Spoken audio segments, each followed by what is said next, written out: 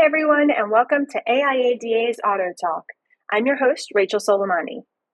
A couple of reminders before we get started. Anyone who is registered for today's program will be receiving a copy by early next week. And if you have any questions, be sure to enter them into the Q&A bar at the lower right-hand side of your interface. Today, we welcome an old partner. DealerOps has been a partner with us for the past 8 or so years, but a new friend, DealerOps Chief Revenue Officer, Mark Begley. Mark, welcome. We're excited to have you on, and I'll let you take it away.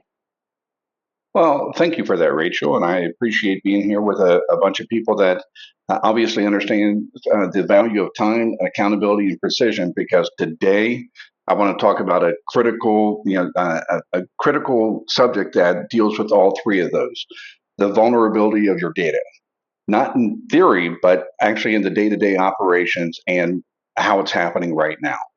I'm Mark Begley. I'm the Chief Revenue Officer at DealerOps, and over the past 30 years, I've had the privilege of running successful automotive dealerships and also leading technology companies that serve them. That dual perspective of being on the ground and in the cloud has shown me where the real risks live and how operational and digital diligence can actually make or break a dealership in today's world. So what really makes me want to address the subject today is how it seems how very little has changed over the years to address the growing problem of cybersecurity. And by that, I mean, in my early career, when I was operating dealerships, I was one of those people responsible for running or having someone run the Reynolds backup tape. We had 5 of those tapes, and we would label one for each of the days. And every day we would swap one out and put the rest of them in a fireproof safe. In our minds, that meant that the worst case scenario was that our backup would be no older than just a couple days if in case we needed to restore something. I guess at the time we weren't thinking that what if all of the tapes had the malware, the virus, or the corrupted data? That would mean that we didn't have any backups that could be used and would mean a catastrophic interruption to our business. It just never occurred to us. But here it is 20 years later, and as an executive at a software company, there were multiple times that a dealership experienced ransomware or hardware failure, disabling their entire network or their business operations. We told them not to worry, that we would offer to restore them for free of charge. All we would need is a copy of their last backup. Turns out they never made a backup. This meant that all their critical data was gone and their entire business had been erased. They said that they had no idea how important those backups were going to be one day. They never thought it would happen to them. They just were too small. Then last year, there was a CDK outage. Many dealerships had no plan, no backups, and no way to do business. It just seems as though dealerships have their head in the sand for a long time, and they just don't realize what kind of peril can bring their business to a screeching halt. Let me say this. Cybersecurity used to be the IT person's problem. I mean, I remember putting my parts manager in charge of our cybersecurity, and he had absolutely no experience. But now it's everyone's problem. This isn't just an IT issue anymore. It's an operational risk that directly impacts your sales, service, and trust with customers. I've met general managers who can tell you how many used units they sold last month, how many are in reconditioning now, how long they've been there, and how much they spent per unit. But when asked about how their customers' data could possibly be exposed or exploited, no clue. A strong reporting platform can help leadership see businesses more clearly. And what we've learned, especially after CDK's breach last year, is that security isn't a background task. It's actually core to keeping your business alive. It's the difference between being in business or possibly bankrupt. A quick example of how fast it can happen is where I worked with a large dealer group that thought cyber security was, quote, handled until an office employee clicked an email link that looked a lot like a floor plan request from Ally.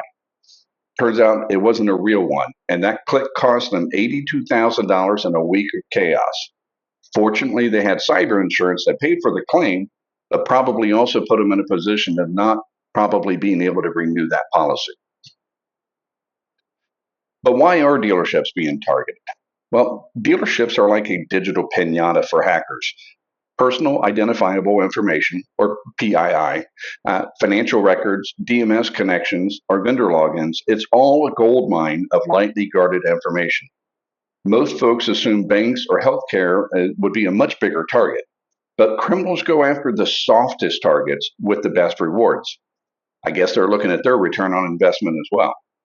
And let's face it, our industry has always been slow to evolve digitally. We've built complex systems across many different systems that were not designed to talk to each other securely.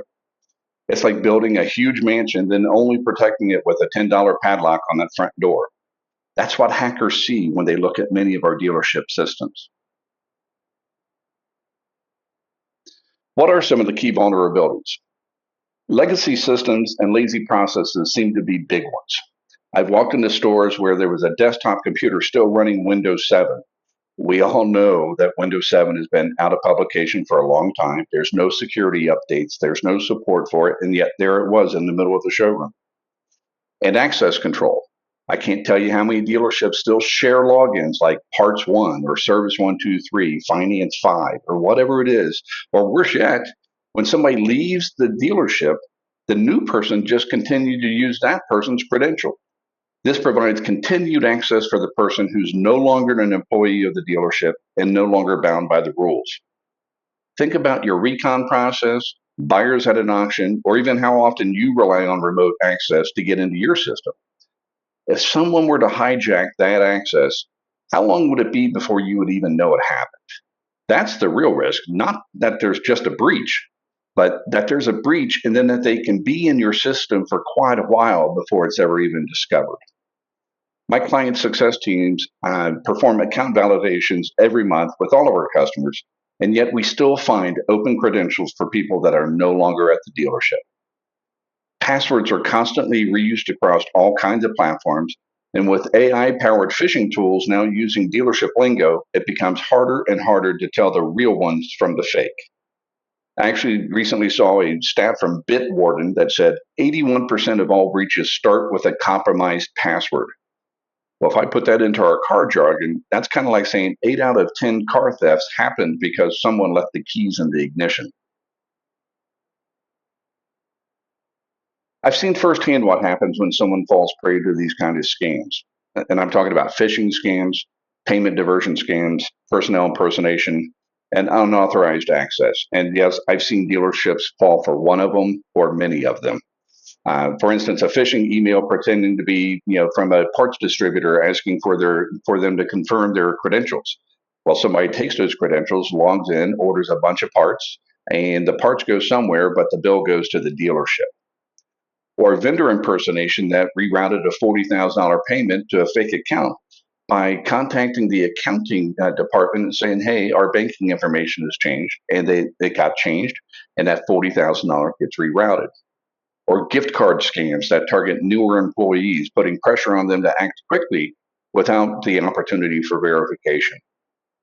And most likely are weak passwords giving hackers full access to deal jackets, bank routing information, or other scanned document information.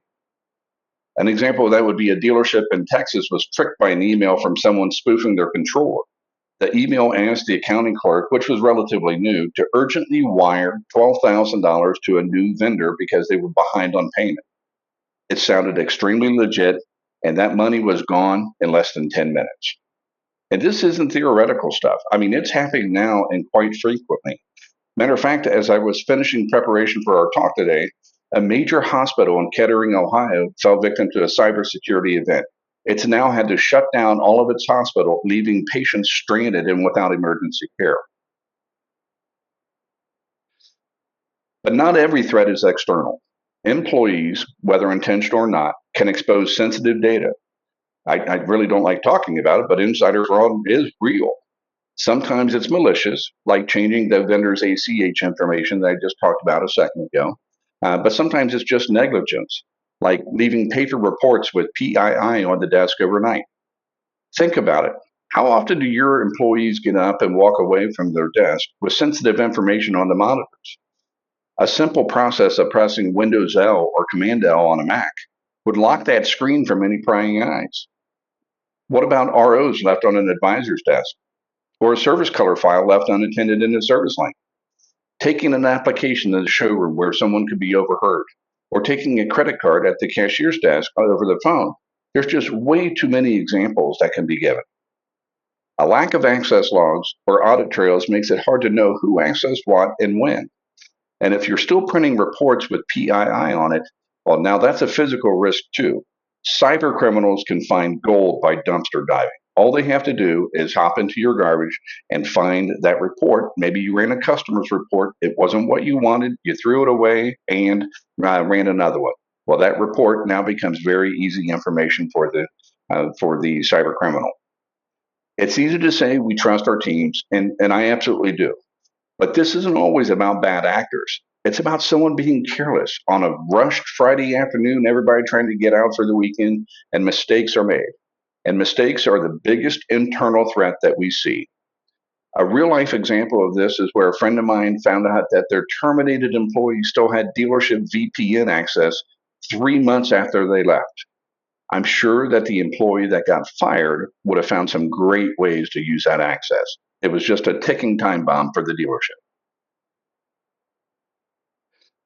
I know all of you are aware of CDK's issue last year. A breach of their system became the dealer's problem overnight. Most dealerships don't regularly assess their vendors' security protocols, but maybe it's time that we should. Your security is only as strong as the weakest link in your tech stack. There are people out there that can help with that. Comply Auto is a member of AIADA as well. I recommend that you reach out to them and get some additional information from them as well. But let's take a look at some of the effects of CDK's breach.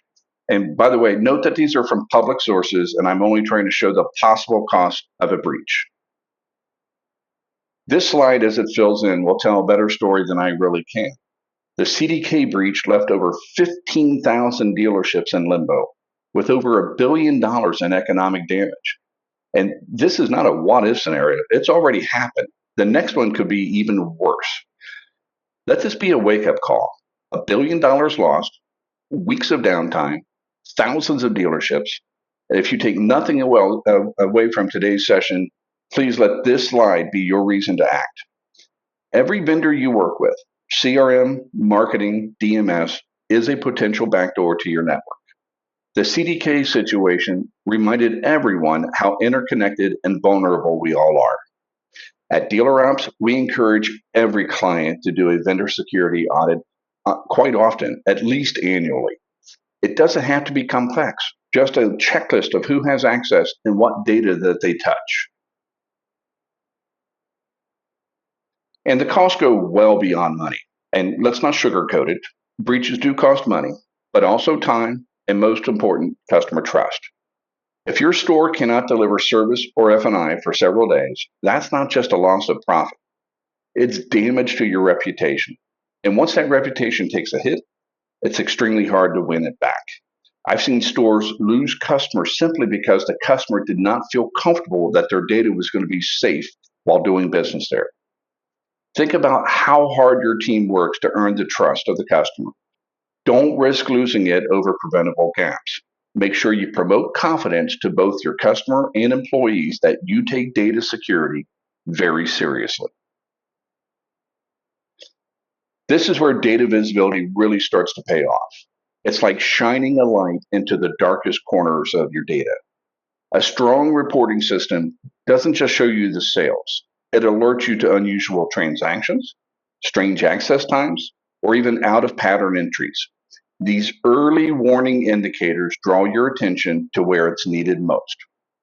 I know a store who saw a sudden spike in wire transfers, which we all hate those, but wire transfers from their service department in their bank account. They immediately caught the pattern and immediately took action. It did turn out to be legit, but it could have been a disaster. But by being able to identify the activity early and acting quickly, they would have been able to mitigate any substantial breach. Data backups and cold storage aren't luxuries anymore. They're absolute necessities. When disaster strikes, fast, complete recovery is key. And that's where backups, and I mean real, off-site, scheduled backups, become critical. Having a clean and accurate backup of your business's most crucial data can have you back up and running with minimal disruption. Cold storage adds another layer of protection, especially for the data that you don't access often, but you can't afford to lose it. And moving to a private cloud model gives you even more control, security, and recovery options. One group I worked with thought their DMS was backing up all of their data. Turns out less than half of the fields in their DMS system was being retained. You have to verify what you're backing up if you truly want to be sure that you have everything necessary in the event of a recovery need. The FTC Safeguards Rule and Gramm-Leach-Bliley Act aren't just paperwork. Violations comes with very serious penalties, and compliance is getting stricter. Luckily, automated reporting and audit logs can make this manageable, but you can't just rely on checklists forever. Using technology to automate compliance and generate audit trails reduces the risk and saves your staff time. Think of it as a built-in seatbelt for your organization trying to prevent the injuries before it actually happens. And compliance isn't just about avoiding fines. It's about running a more disciplined, accountable operation.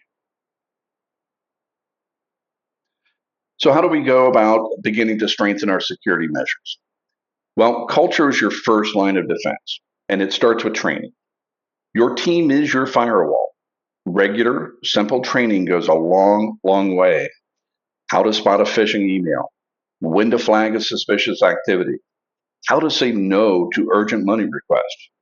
And leadership needs to model that behavior too, treating cybersecurity as everyone's job.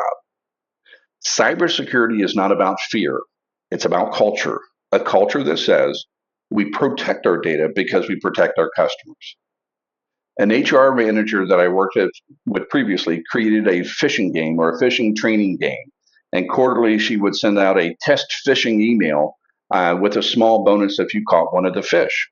Engagement went through the roof, and our team's cyber awareness was skyrocket. It was amazing. Every email that came in, everyone was looking at it to make sure that they could try to catch a fish on it. And it really worked well to mitigate any matters that we would have with a phishing email scam. But here's what I want to leave you with. Cybersecurity is not optional. You need to know your risks, monitor your data like you do your inventory, find a strong reporting tool like DealerOps to simplify the oversight, back up, segment, and protect your information, and for all means, do not wait. The next breach will not send a warning and could be possibly worse than the last. But go even further by building a team culture around security. Review your vendor access list. Who has access to what? Verify your backup strategy. What are you backing up, and is that everything that you need? And then schedule an internal phishing test or get someone to do that for you. Create a cybersecurity special operations procedures manual for your accounting office. And then use comprehensive tools like DealerOps to kind of be a piece of that puzzle. We help dealerships see their businesses better. But this is about more than one solution. It's about a comprehensive approach to maintaining and safeguarding your data in your organization. It's about leadership and showing the way. No matter what solution you use, act now, not later. So I want to thank everyone for their time today. I'm happy to answer any questions now, or if you want to, you can scan the QR code to securely access my contact information. And please be sure to follow DealerOps on social media as we continue to promote safe practices and effective use of data in dealerships. But let's go ahead and open up for any questions or discussions about the material that we covered today. If anyone has any questions for Mark, again, you can scan the code right there, or you can send them to me and I will pass them along. Mark, thank you for taking time out of your day to speak with us. This is some really important information. And as I said, you will all be receiving a copy of this webinar by early next week.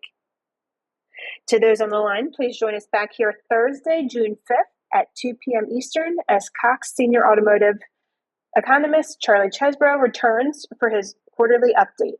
So be on the lookout for promotions on how to register. For more information about AIADA, visit aiada.org. Thanks for joining and have a great day, everyone. Thanks, Rachel.